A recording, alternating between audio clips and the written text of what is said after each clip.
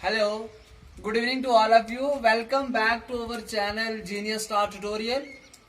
तो जैसा कि कल मैंने बैलेंस शीट के रिजर्व एंड सरप्लस तक उसका अकाउंटिंग ट्रीटमेंट समझाया था, तो आज हमने उसी टॉपिक को कंटिन्यू करते हुए money received against share warrant. तो कुछ स्टूडेंट ने इसके ऊपर भी मुझे क्वेश्चन किया था कि ये जो money received against share warrant है, इसका ट्रीटमेंट क्या है और शेयर वारंट क्या चीज है। सबसे पहले मैं क्लियर करूंगा कि शेयर वारंट आखिर है क्या। शेयर वारंट देखो, जो होता है शेयर सर्टिफिकेट, वो रजिस्ट्रेशन के टाइम सर्टिफिकेट कंपनी इशू करती है अपने शेयर होल्डर्स को।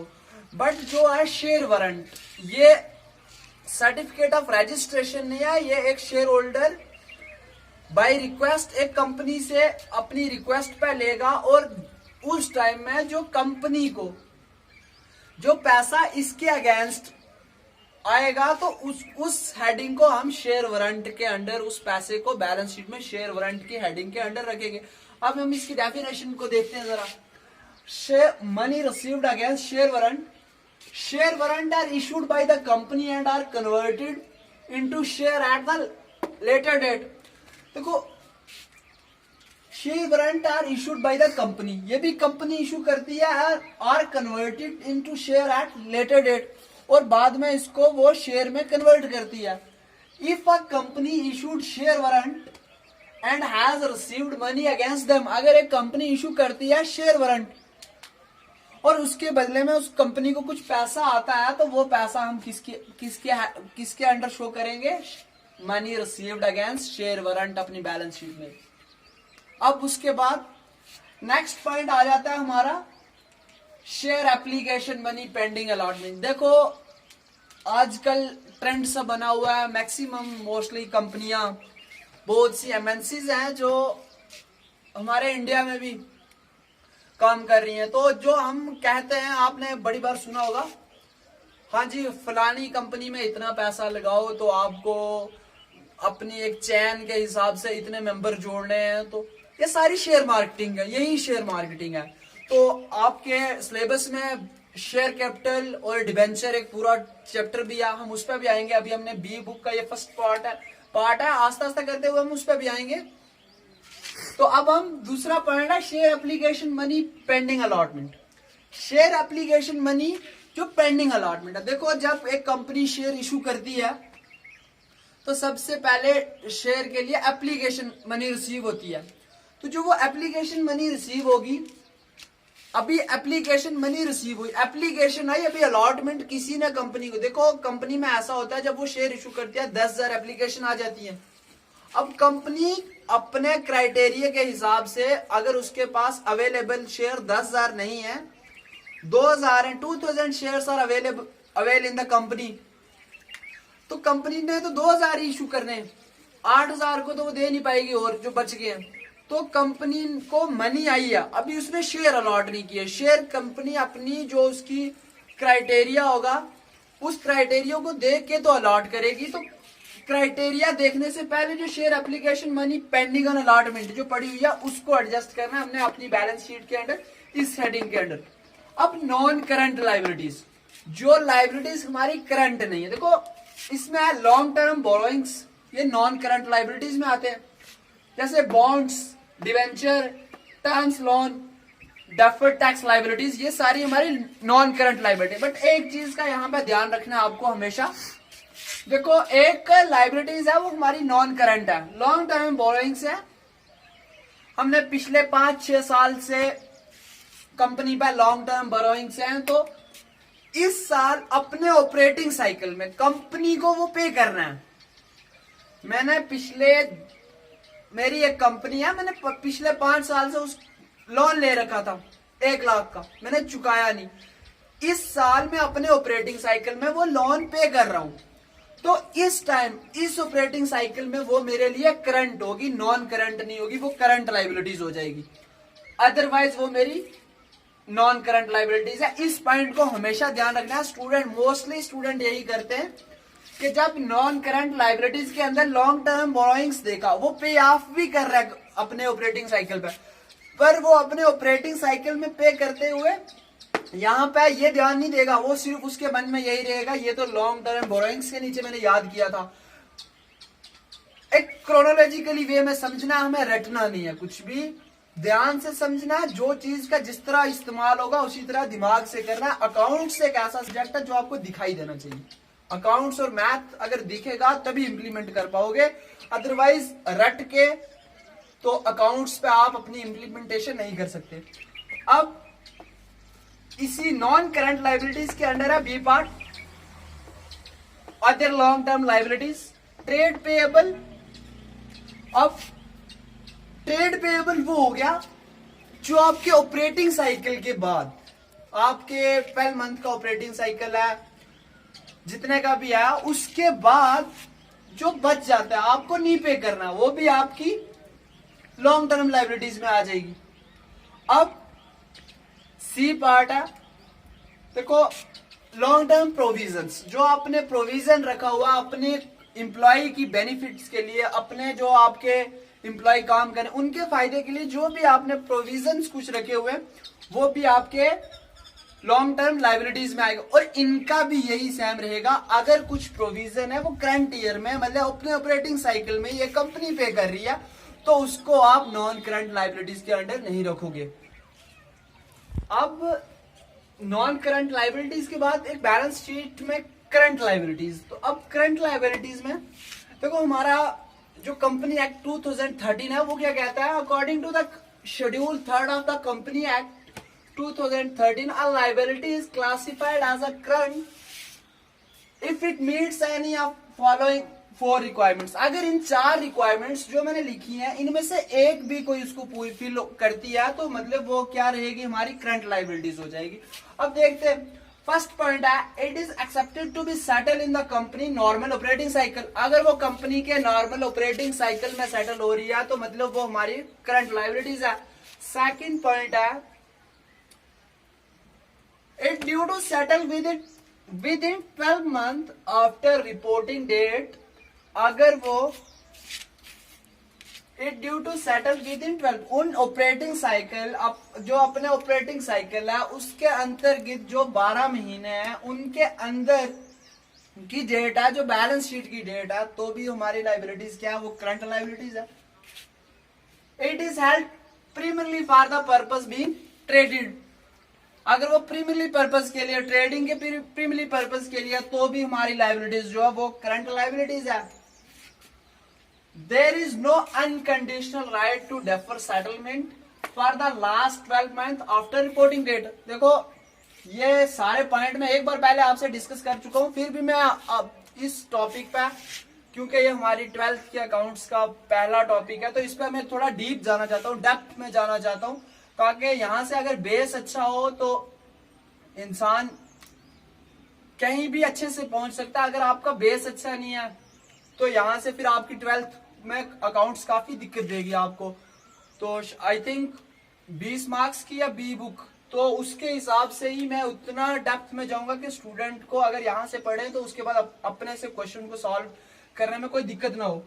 There is no unconditional right to defer settlement for the least 12 month।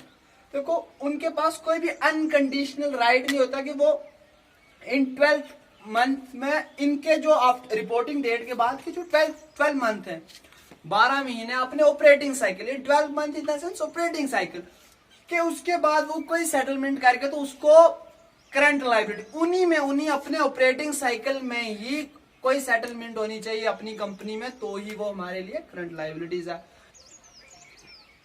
Point आ गया व्हाट इज ऑपरेटिंग साइकिल। देखो अभी मैं बात कर रहा था बैलेंस शीट समझाते समझाते मैंने ऑपरेटिंग साइकिल का नाम बड़ी जगह पे लिया, तो अब मैंने सीधा क्वेश्चन ही वही आ गया हमारे पास, what is operating cycle. Operating cycle क्या, देखो एज पर रिवाइज शेड्यूल जो 3rd है कंपनी एक्ट 2013 के अंदर, जो हमारे पास ऑपरेटिंग साइकिल है, जो एक कंपनी ऑपरेटिंग साइकिल, देखो मोस्टली टीचर्स कहते हैं कि 12 मंथ का होता है, मैं ऐसा नहीं कहूंगा। कोई कंपनी रॉ मटेरियल से लेके फिनिश्ड गुड्स सेल, उसको कैश एंड कैश इक्विवेलेंट अपने प्रोडक्ट को चेंज करवाते तक जितना भी उसका वो टाइम है वो एक ऑपरेटिंग साइकिल के अंदर आ जाता है। मान लो मेरी एक कंपनी है, उसमें मैं फर्नीचर बनवाता हूं, तो मुझे सबसे पहले उसके लिए रॉ मटेरियल चाहिए। रॉ मटेरियल को मैं फिनिश गुड्स में तैयार करूंगा, फिर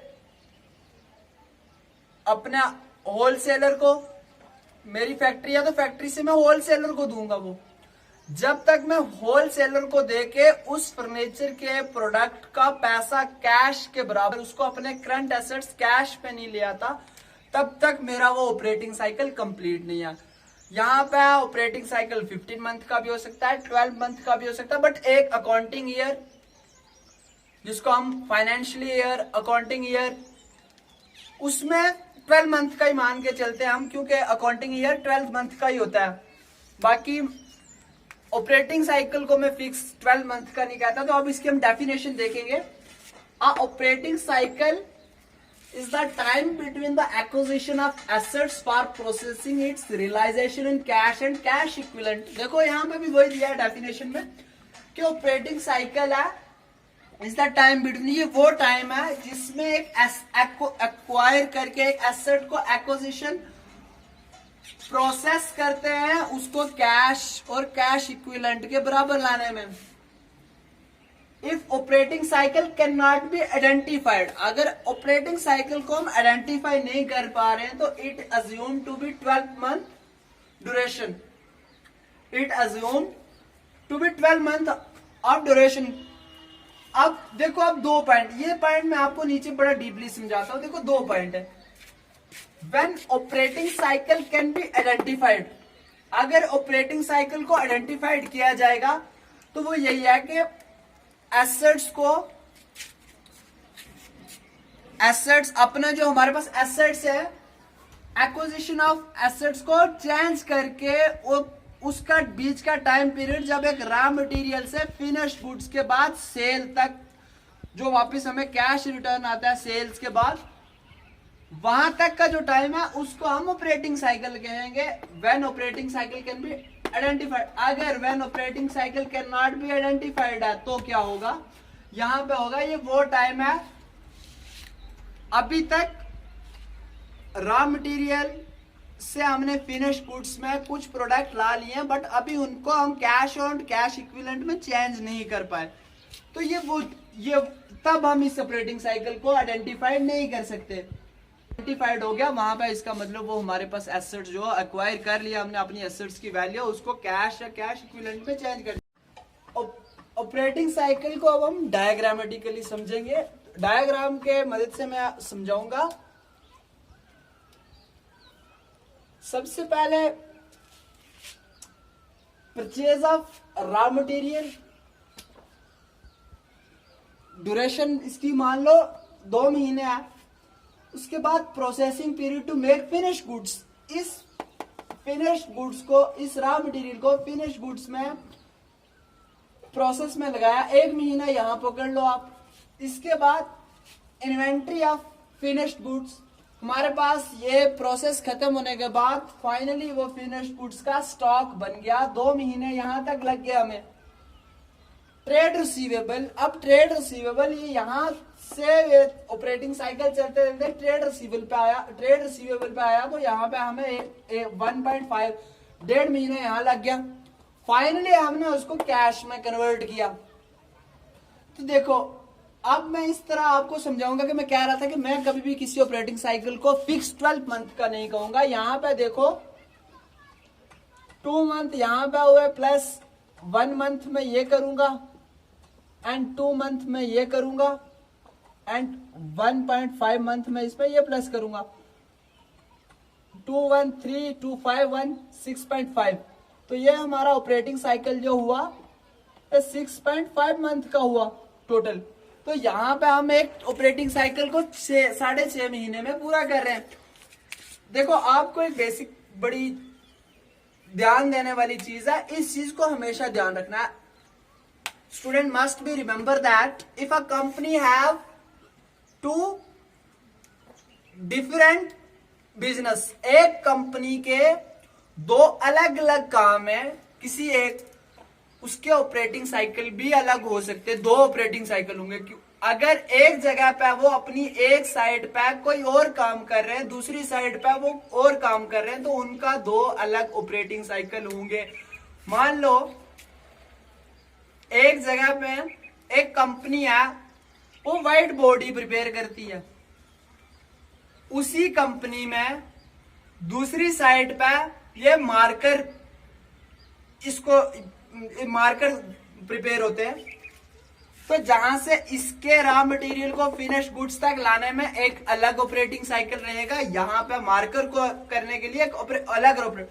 अगर सेम कंपनी के 2 बिजनेस है, अलग अलग साइड पे वो अलग कर रही है, तो उसके ऑपरेटिंग साइकिल भी 2 होंगे। ये चीज आपको मस्ट रिमेंबर रखनी है। क्यों? ऑब्जेक्टिव में भी आ सकता है ये क्वेश्चन, आपके ऑब्जेक्टिव में, बैलेंस शीट में भी आ सकता है, अकाउंट्स की थ्योरी में भी आ सकता है, कहीं पर भी। इसलिए इस क्वेश्चन को थोड़ा याद रखें। और बाकी मैं उम्मीद करूंगा कि आपको आज की मेरी वीडियो जो है, मैंने ऑनलाइन क्लास, ये आपको समझ आ गई होगी। अगर कहीं पे भी कुछ कंफ्यूजन हो तो आप मुझे कमेंट सेक्शन में बता सकते हैं, या मेरे ट्यूटोरियल का जो बस व्हाट्सएप ग्रुप है वहां पे बता सकते हो। ठीक है, आज के लिए इतना ही। Thank you.